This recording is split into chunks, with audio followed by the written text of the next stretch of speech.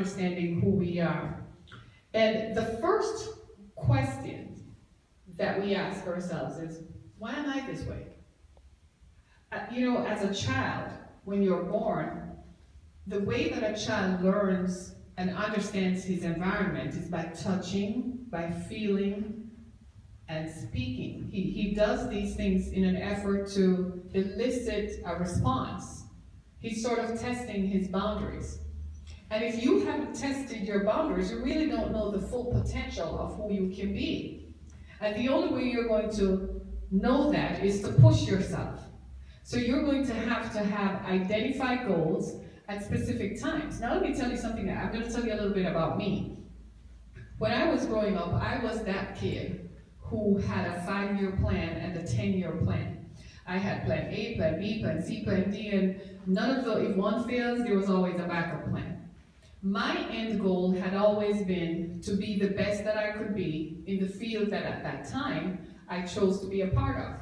And the way in which I did that was I recognized that I had to understand myself. Now, fortunately for me, I grew up in an environment where I was fed positive things about me. So in spite of the challenges that I had, there were some good things that spun out of that. My grandmother kept telling me I was going to be a great person one day. And she and those around me who helped shape my mindset and my values instilled in me a greater sense of purpose. So they kept telling me that I was going to do great things. Well, what were those great things that I was going to do? They kept telling me this is how you respond to this. They kept placing me in their environments so that I could learn and observe.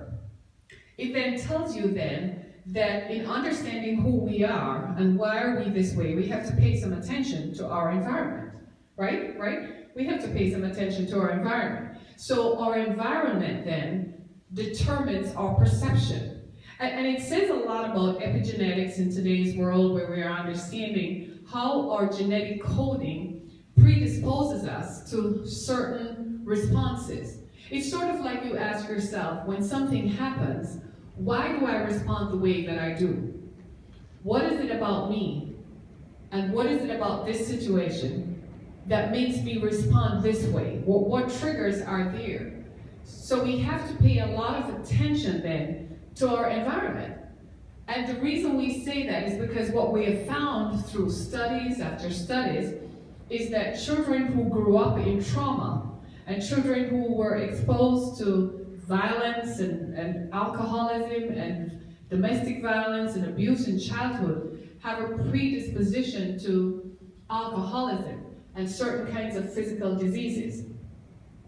We have also found too that studies have shown that children who are exposed to these kinds of things in their environments in childhood also, guess what? Do not use the front part of the brain. Let me break that down for you just a second. The frontal lobe of the brain is where we get our executive function from. That's our cognitive thinking. That's where we make decisions, right? It evolves out of identifying, and doing the things that are best suited for that particular situation. The back of the brain, though, is where we survive. That's where our survival skills are based. So to work well as a human being, you need both front and back. However, when there is trauma and significant trauma in childhood, what we have found, ladies and gentlemen, my friends, is that children who have been exposed to those do not use the executive function at all. They use the survival skills. Therefore, that might explain why when you are confronted or when you're placed in a situation, you react the way you do. And I'm going to put myself in this story. Because I didn't grow up with my father, what happened to me as a child is one of the things that I talk about, is because I didn't grow up with my father, I had an issue with male authority figures. So it took some time for me to understand that the reason I reacted to when my boss spoke to me was because I had that issue. Once I found that out, then I went to therapy, right? I went to therapy. I tried to understand myself. Once I understood it, once I got it, I went to therapy to find ways to heal myself so that I can be the best version of myself. So now, if a male authority figure raises his voice, I don't think he's necessarily condemning me, but he might just be correcting a behavior, or might just be the way he expresses himself based on his level of authority, right? All right. So it's important then for us to understand who we are. And in understanding ourselves, I'm going to tell you some things that, one of the things that I have found that we should incorporate. Every person is a product of our environment. We're dominated by our thoughts. Our thoughts have patterns. And that's something I want to come back to. So hold on to that thought for a minute. Your thought patterns, what do they say about you? We have habits and behaviors which either make us or break us. They either make us a better person or they break us. And it's important to realize how much of an effect our thought patterns have on each of us. It's very important that we see how thinking the right ways and thinking the right things about a situation are impactful on our daily lives. Let me explain that for you. For instance, I've told you my story about how I didn't grow up with my father, and so I developed issues with male authority figures. So in a work-related sense, when I'm at work and my boss comes to me and says, haven't you done this yet? My own internal mechanisms might treat that as criticism of the person, of myself, rather than an urgency to get the job or the task done. Do you see the difference?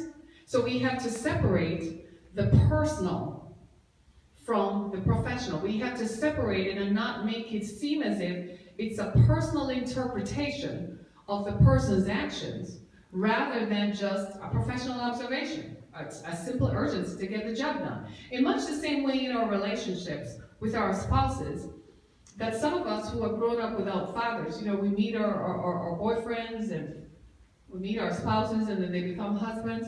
So now they have taken on the role of an authority figure in our lives. And many times what I have found is that women with daddy issues like myself, who grew up without a father, when the male authority figure in our lives, who is our husband or boyfriend, significant others, when he raises his voice, he's not necessarily condemning or criticizing. He's just simply stating an observation. It's simply to execute whatever task that it is. So it's very important then that we understand who we are. In understanding who we are, we find that we have developed thought patterns that spring from our experience. We have developed thought patterns that come from what we experienced as a child. Because make no mistake about it, we learn observationally and we learn experientially. And in learning observationally, what we do is we absorb attitudes from others. We observe, and we absorb attitudes and inculcate them into our everyday thinking and execution.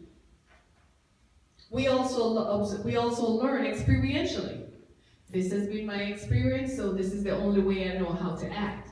And this is why we're with the conversation about changing our thought patterns, restructuring. We can't change the DNA, but what we can change is our responses to it. So if our DNA says that we are conditioned to act out violently, what we can change is our thought patterns. What we can address is how we respond to it, and how we do that is simply by rethinking. In other words, we have to reprogram our brain. Yes, we have to reprogram our brain. We're going to have to reprogram our brains. We're going to have to tell our brains that this is not the right way to think about it. Much like in my own story, where I had to tell myself that just because my boss came to me and with a sense of urgency in his voice saying, why haven't you done this? It doesn't mean that he was criticizing me and all my contribution to the company or to the team. It merely means that he had a sense of urgency. And for many of you, I see you nodding your heads, and I understand that you have found yourselves in similar situations. And this also plays out in our interpersonal relationships. You're busy, we have busy lives, we have spouses, we have children, we have work. And then, there was something we should have done and we fell through and didn't do it, and before you know it, Our spouse says something, and we assume that he's criticizing us. So we develop this thing. And so every time he says something, we immediately see through the lens that it's a criticism, when in fact, it's not.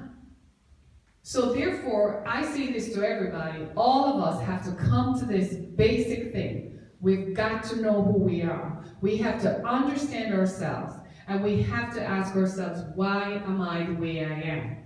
One of the things that I did, as I told you about my own experience in working in environments that were male-dominated, which most work environments are, was when it began happening to me over and over, when I began reacting negatively to what they were saying, was when I realized that I had an issue. And the issue that I had was that I had to fix it. And I said, well, what triggered this? What was it that was in my environment that conditioned me to think this way? Do you see what I'm talking about? We have to ask ourselves, what triggers this? So I had to learn my own triggers. So I started to teach myself and talk to myself. And I started to tell myself that when they say something, it triggers this feeling in me. Well, where does that feeling come from? Why is that feeling there? Then I had to go back and realize it's stated back to something that happened in my own environment. Do you see what I mean? So then it makes it very clear that all of us have to do a self-introspection. I refer to it as know thyself. To thine own self be true. In those quiet moments, after an incident has happened, even in your interpersonal relationships, ask yourself, why does this happen to me? What makes me respond this way? What are the triggers? And if you can see the triggers coming, then you can rethink your mindset and change your mind about how you respond to trauma, how you respond to issues. Much like in a situation where children are conditioned, children who have been in war zones, people who have been in war zones, if they hear a loud bang or something, the first thing they do is duck. That's conditioning. It takes some time for them to understand that not every bang means that someone is about to fire a gun or fire a cannon or something, right? It just means it's a bang, a door slammed shut, somebody dropped a vase, whatever. So, in other words, what we're saying then is that we have to change our mindset. I say this freely, that change your way of thinking improves your way of living. And if you change your way of thinking about situations, especially as we mature, and maturation here is not necessarily done chronologically. Maturation done the minute you begin to recognize that I have an issue that I must fix. That's the first step. And for so many of us, we hide behind shields. You know, recently I was talking to a man, and he's a mature individual, and he has an issue in how he relates to women, and how he relates to people generally. And I found that the people around him, they cogitated with him. They couched him. No one had ever corrected him.